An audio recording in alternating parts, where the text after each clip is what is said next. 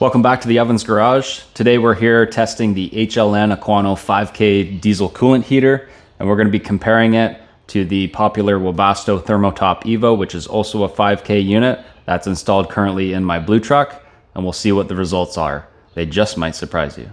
So HLN sent me over this 5K diesel heater unit. It comes in 2 separate boxes, and they also sent me an additional controller unit.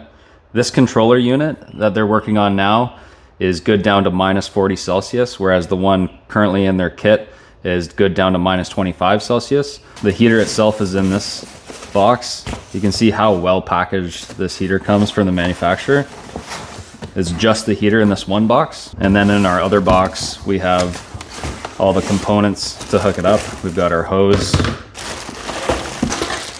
We've got a number of fittings and our instructions. It looks like we've got some exhaust intake pieces, some wiring harnesses. Here's the minus 25 Celsius controller I was talking about, and it looks like we've got some fuel line, the fuel pump, some wire loom. We have a bracket to mount the heater itself, and the standpipe for your fuel tank. Now, as I've unboxed both this heater as well as a Webasto Thermo Top Evo unit, I can speak to the quality of some of the components within this kit.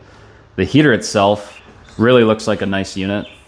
We've got a number of factory markings on here that indicate some quality control checks that they've done as they assembled the unit. It really feels like a durable heater. None of the plastics or metal feel super cheap. And overall, I'm pretty impressed with the build quality of this. With the heater kit too, I forgot to mention it comes with a muffler. Here's your exhaust and muffler. One thing to note that I've noticed between this kit and the Webasto is the Webasto comes with a longer exhaust pipe, which really might help depending on where you're mounting this in a vehicle. HLN may sell additional exhaust components, but I would say if you're not installing this directly beneath the vehicle, you might have a hard time routing the exhaust far enough away from your installation point. I think it's kind of neat that it comes with a few additional, you have butt adapters and a 90-degree adapter for your coolant heating hose. The coolant heating hose itself seems to be fairly flexible and durable. Here you have the fuel pump itself. Now the way the fuel pump mounts, I notice, is a clamp style. The Webasto Thermo Top Evo comes with a kind of a rubber clamp that's built in. So instead of having this kind of large O-ring and a clamp that goes over top of it, it's got one rubber clamp that you put a bolt through the frame or wherever you're mounting it. So this kind of achieves the same effect. The other thing I noticed too, in this kit, there is no fuel filter. And the Webasto Thermo Top Evo kit, there is a fuel filter. Looks like it comes with some nice clamps and couplings for the fuel line. Only gripe about these clamps is if you don't have this type of plier for clamping these small stainless steel clamps, and they all appear to be stainless steel, then you may need to go out and buy some. The Webasto comes with screw type clamps. You've got some additional wire loom. You have the fuel line itself, which is clear. Here we've got our standpipe. Looks to be pretty good quality. I'm assuming there's a gasket for the standpipe in here. Yeah, it looks like there's a gasket as well for the standpipe to go into your fuel tank. And then we can take a look at some of the wiring harnesses themselves. This wiring harness appears to be good quality.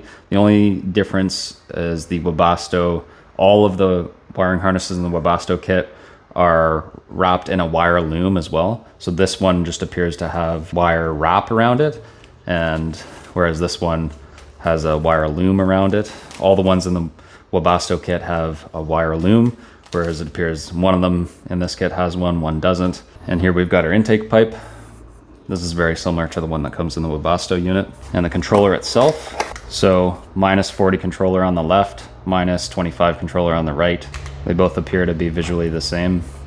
I'm assuming that, yeah, so I can see visually the PCBs are different colors. This blue one is the minus 41, and then this green one in here is the minus 25 controller. So as far as the components of this kit go, I'm pretty impressed overall with the quality of everything in here. My only complaint is, like I said, the exhaust. I wish the exhaust was maybe a little bit longer, and they could potentially wire loom one of these wire harnesses, but it does come with an extra loom here if you want to use it. And of course it doesn't come with a fuel filter if you also want to plumb in an inline fuel filter. So I'm going to get this thing set up and do some bench testing next. One thing to note while I'm getting this set up, I've noticed that mounting this bracket, you can mount it on both sides of the heating unit. One thing I don't like is there's not pre-threaded holes for these bolts, so you kind of have to tap it on its own. I don't really think that's a good too good of a design there, but it is what it is, and I'm sure it'll work fine. All right, so here's the bench test setup for the HLN. I've got it mounted to my vise. Everything's hooked up, including the controller. I've got a 5-gallon bucket of water. I'm gonna be testing a number of parameters there on the cardboard sheet, which I'll show you at the end. Power consumption, temperature, fuel consumption, sound coming out of the exhaust. I'm gonna test everything on this heater, and we'll do the same thing with the Webasto in my blue truck here, and we'll compare all the numbers at the end between both heaters. There is just one thing I wanted to point out while I was setting up this heater for the testing. I just wanted to note the difference between this and the Webasto. This heater, I found these rubber lines that connect the fuel lines, both here to the heater, to the fuel lines, as well as the fuel pump itself. I found it quite difficult to get these rubber lines onto the plastic hose, as well as the fuel pump itself. It's a very tight fit. I found myself struggling to get it all together compared to when I was assembling the Webasto in my truck. It all went together fairly easily and then clamped on. So if there was one thing I recommend changing, it would be these fuel line hoses and clamps, just to make your life a little bit easier. All right, so I'm just gonna run through the basic operation of this controller. So I just noticed it appears that the -40 controller actually shipped without a couple functions compared to the -25 controller. One of them being the 7-day timer. I wasn't even able to access on the -40 controller, so I've just switched over to the -25 controller that I have that came with the kit. Okay, so I'm gonna run through a couple of the features of this controller now that I have a better grasp on it. So you've got the dial, the heat button, and the return button here. You hold down the dial, it'll take you to voltage or error. You can see any error codes and what the current voltage is of the battery that you're connected to. If you hold down the return button, you can see time. That'll set your current date and time. Alarm clock, I think it's a bit of a silly name for it, but it's your runtime. So, sorry, that was a quick timeout. But it's just your runtime of the heater. Timer, you can set your 7-day timer. I think it's a bit limited on the controller itself, but on the app itself, it has quite a few more features and ability to set times on and off. Okay, so I'm just gonna show you the Smart Life app. So this controls your heater. We'll just come back, I'll show you how to add it. So here, if you click the plus icon in the top right and then add device, you can add the device, and make sure you go on the controller and go to Wi-Fi and hit reset, and then the controller should pop up as Coolant Heater YJH Wi-Fi. You add it, then you can go into that device, and you can see this switch on the bottom will turn on and off the heater manually. Then you can come into the bottom right setting. You can see any fault codes that you might have. You can go to cloud timing. Now this is where I noticed it was different than on the controller. You can set which days you want the heater to turn on or off. So here I want the switch to switch on. Now it would be nice actually here if I could see the amount of time that it ran for, because I'm not sure if I have to set it as another schedule to switch off. But anyways, I would add another one to switch off an hour later, and then I could add another one on the same day. So it seems like the possibilities are kind of endless when it comes to schedule on this page compared to on the controller itself. So in the timer, you can set up to 6 different timers. So if I wanted to turn it on for 7 days a week at a certain time, come down here, it's on or off. So on, I can go Monday, Tuesday, Wednesday, Thursday, Friday, Saturday, Sunday. Set the time that I want it to come on, including the run time. And then it'll come back here. So you can see there's 6 different timers. I don't know if you have the ability on here to set 7 days a week. That would be a missing feature that I would want, or like 5 days a week, for example. So which days you would want to set up. So if I wanted to come on only Monday to Friday before I go to work and Monday to Friday just before I'm leaving work, I don't know if I can set that up with only having 6 different slots here. Maybe there's a way to do it in the app, I'll check, but that feature would be kind of nice here because I don't have enough slots to set up all my time unless I can set certain days of the week. When I'm on the Webasto controller, you have multiple different slots and you can set Monday through Friday, Saturday, Sunday, on and off times pretty easily. It looks like we're limited to only 6 different slots here, which could be a bit of a constraint for some people. So time, alarm clock, timer is a 7-day timer. Settings, adjust your backlight. Fast is for priming your fuel pump. Wi-Fi ensures you're connected to the Wi-Fi for the app. And then we're back to time again. Long press here turns the heater on. It gives you a ... You can hear the dosing pump prime a little bit, and now it's on, and then you can hear the heater turning on.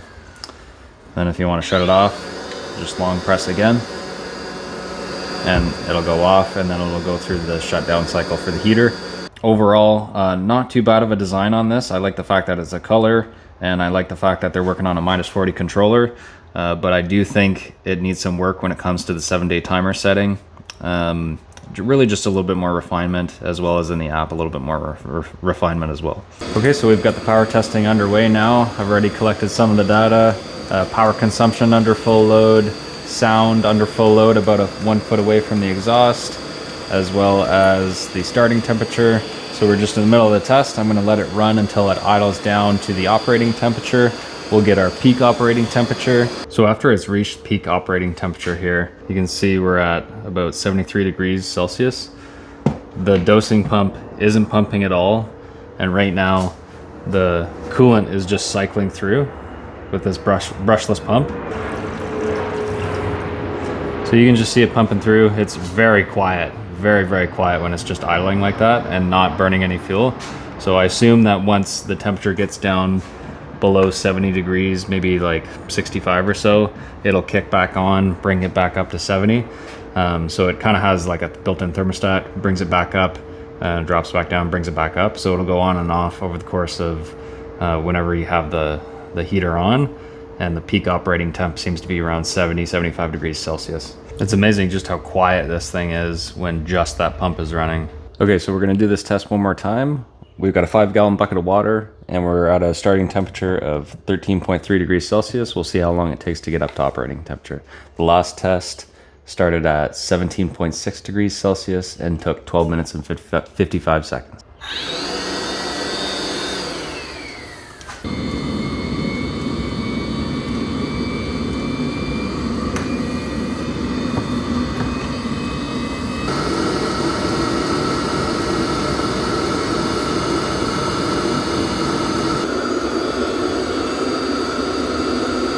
All right, so we're just starting test number 3 now.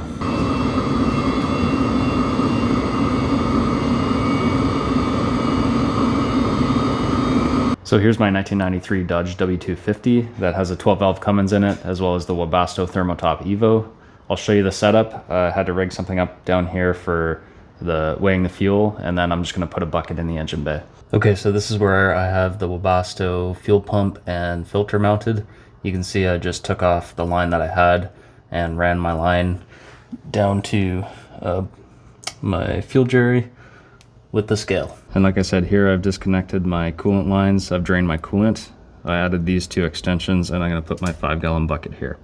Okay, so we're just starting the first test on the Webasto. Just standing here, it feels like, or it sounds like the Webasto is a lot louder. And I even knew that when I started testing the HLN. This Webasto didn't come with a muffler, so it's probably going to be a little bit louder.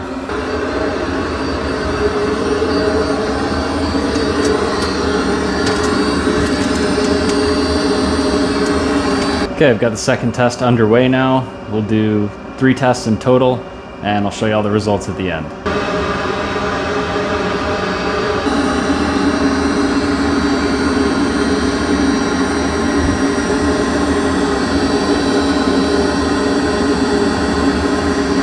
All right, so we're just starting the third and final test of the Webasto.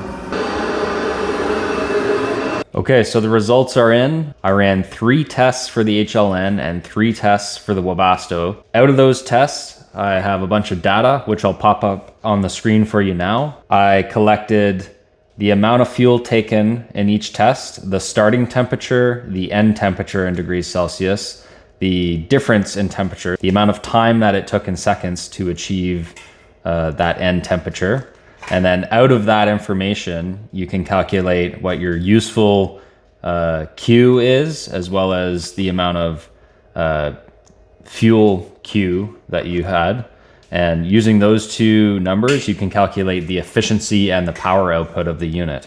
So for the HLN, so an overall average of 92.3% efficiency for this unit, which is very impressive. For the overall power output, with an overall average of 5.3 kilowatts. So this 5K heater, rated at 5K, output an average of 5.3 kilowatts for my tests. Manufacturer states 5K, outputs about average of 5.3K real world. Goes to show right there the manufacturer is not understating what their power output of this unit is. For the Webasto, one thing I did want to make note of, which may have skewed the Webasto's data just a little bit, is the fact that the output of that Webasto right now in my blue truck is routed through my heater core and back out. So there was probably some heat loss through the heater core, as well as some loss when it comes to the ability of the coolant pump to pump water through that heater core.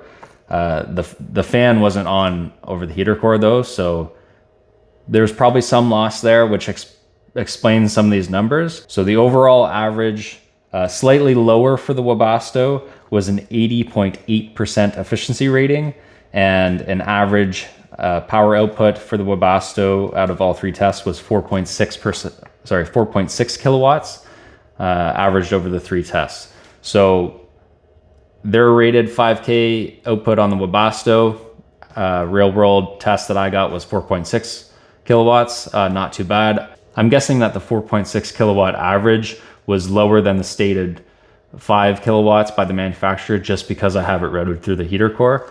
If I did conduct the tests again without going through the heater core, I'd imagine that these numbers would probably be closer to 5, if not maybe the same as the HLN heater. So between the HLN Aquano 5K and the Webasto Thermo Top Evo, which is a 5K unit, it looks like the HLN came out on top. Understandably though, that the Webasto was routed through my heater core, so the numbers might be a little bit lower. But safe to say though, either way, it's impressive that this unit, roughly half the cost of the Webasto Thermo Top Evo unit, puts out the same amount of power for half the cost. A couple of other things I wanted to mention that I noticed throughout the testing. Between this HLN unit and the Webasto unit, the HLN coolant pump, I noticed when I took the heater hose out of the 5-gallon bucket, I noticed that the flow rate basically of this coolant pump was a lot higher than what seemed the Webasto was. Part of that again might be because that was routed through the heater core in the truck, so it might have reduced some of that flow rate. But I just wanted to note that this HLN pump was a nice strong pump. So the peak operating temperature for the HLN and the Webasto 5K units were about 75 degrees Celsius. I did notice that the HLN dialed back at 70 degrees Celsius, whereas the Webasto dialed back the throttle at around 65 degrees Celsius, but they did both reach about 75 degrees Celsius max peak operating temperature. So when it comes to the noise levels, the Webasto was louder than the HLN. I'm assuming just because the Webasto that I received in the kit did not come with a muffler, whereas this unit did come with a muffler. I measured the sound about a foot away from the end of the exhaust. This unit, the HLN, came with a muffler. You can also get intake silencers on both the HLN and the Webasto, because there even is quite a bit of noise that comes from the intake tube of just that air rushing into the unit. So if you really wanted to quiet these units down, it does make a big difference from the exhaust and the intake to get those mufflers or silencers to really cut back on the noise. But the Webasto under full power, the noise was somewhere between 87 and 89 decibels at about a foot away from the exhaust. And then for the HLN, the noise was about 72 decibels from the exhaust. When it comes to power consumption of the unit, under full power and partial power, the Webasto came out on top. Not by much though. The Webasto under full load consumed somewhere between 3.9 to 4.1 amps, and then under partial load 2.2 to 2.3 amps. Whereas for the HLN, the power consumption was under full load 4.2 to 4.4 amps, so just slightly more than the Webasto. And then partial load was at about 2.5 amps, so just again slightly more than the Webasto. When it comes to power consumption though, for a 12 volt battery in your vehicle or van or whatever you're putting this heater in, 2 to 4 amps is really not a lot when it comes to running this unit. And once you're at that peak operating temperature and you're just, the thermostat is keeping this heater on and keeping the heat where it needs to be, the power consumption really is low. This is where having one of these types of hydronic diesel heaters really comes in handy, because you're using 12 volt battery power, very minimal amount of 12 volt battery power, and diesel fuel to heat up your coolant. So you can be anywhere off grid and you don't have to rely on AC power to run some type of heater. So it really shines. It really does a great job of heating up your coolant and heating up your engine before you start it. So let's talk about customer support, parts availability, dealership installations, that sort of thing. When it comes to both the Webasto and the HLN, there is a network of dealers available through either the United States and Canada that can install these heaters, both the HLN and the Webasto. I think right now Webasto obviously has been around for a very long time, and they have many different companies install them. The HLN maybe not so much yet, but this company is growing and has a wide dealer network that can and will install these for you if you don't want to install them yourself. You can also buy these HLNs direct from the manufacturer on their website if you do want to buy and install them yourself. Whereas with the Webasto, however, you cannot buy directly from a Webasto website. You have to go through one of their dealers. So it may work out in your favor if you're a DIY type of person, that going direct to the manufacturer is easier, and especially when it comes to parts support or tech support on installation, it might just be easier to contact direct to the manufacturer at HLN, and they can answer your questions if you have any questions. Whereas with the Webasto, you're going to have to go through your dealer, and then they can answer your questions. So it is safe to say at the end of the day though, however, that for the HLN and the Webasto, parts availability is wide. You can get individual parts for this heater as well as for the Webasto. You can buy intake, exhaust, like parts of the loom, fuel line, anything to do with this heater. You can go onto HLN's website or reach out to their customer support, and they will help you out with any part of this heater. The same can't be said about some of the cheaper aftermarket options, where you get everything as a kit, and then after that there's no customer support, even if you have difficulty starting it or installing it. HLN is there to back you up. I've had multiple interactions with their customer support team, and it's always been quick and answered all my questions up to this point. So let's talk about cost. For the Webasto unit, I looked up the latest costs for the Thermo Top Evo kit direct from Cummins, $1,515 Canadian. And then for this HLN kit, the same kit on Amazon right now for $975. So for about $500 to $600 cheaper, you can get this same kit, run roughly the same power output and power consumption, and have the same technical support and customer service support. You make the decision. Just talking about ease of use for both these units. And when I say ease of use, it primarily just comes down to the controller and how you control these units. So for the Webasto, I think it's called the SmartTemp 2.0.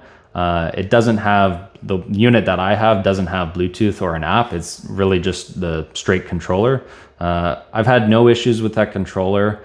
Sometimes the dial can be a little bit finicky when you're selecting items in the menu. For the HLN controller, I like it. I like the fact that it's color, it's easy to use and simple. I do think it needs a little bit of improvements in some spots. My communication direct with HLN, they've told me that they are improving it, and this 7-day timer function that I noted on the controller itself that you can't do, like setting Monday to Friday under one time slot, because there's only 6 time slots. They are modifying their controller to ensure that you can do those same things that you can in the app.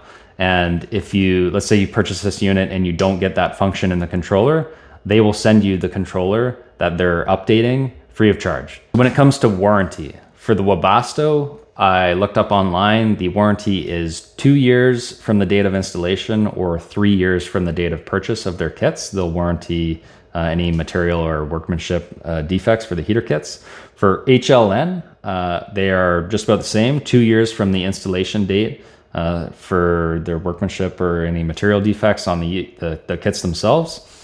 And this includes as well labor through the dealers. When it comes to individual parts, you can also go direct through HLN manufacturer to warranty individual parts, and you typically will not have any issues when it comes to getting replacement parts. So if like this exhaust piece is broken, for example, you could reach out, or your controller, for example, you could reach out and they'll send you the part, and they'll work with you if you're having issues with your heater to diagnose it and ensure that you get it back and running as soon as possible. So let's talk about the size and weight of each unit. They both are very similar, but the Webasto does come in a little bit smaller and a little bit lighter. So the Webasto weighs 2.1 kilograms, whereas the HLN Aquano weighs 3.2 kilograms. And then the measurements on the Webasto, this is all in millimeters, 218 by 91 by 147, whereas the HLN is 234 by 108 by 195. So again, a little bit bigger. If you're constrained in the location that you can install something,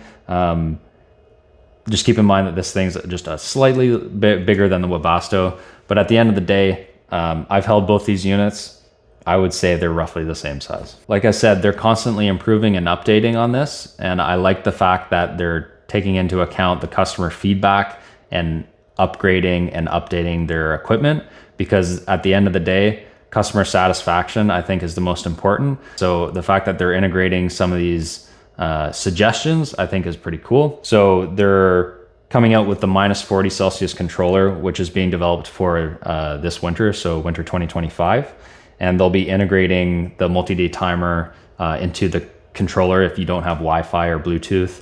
For the phone app, you can do it right in the controller itself. And like I said, once those updates come with that controller and it's included in the kit, they'll send you one if you don't have one in your kit. They're both very similar units. 5K units consume about the same amount of power, produce about the same amount of output heat.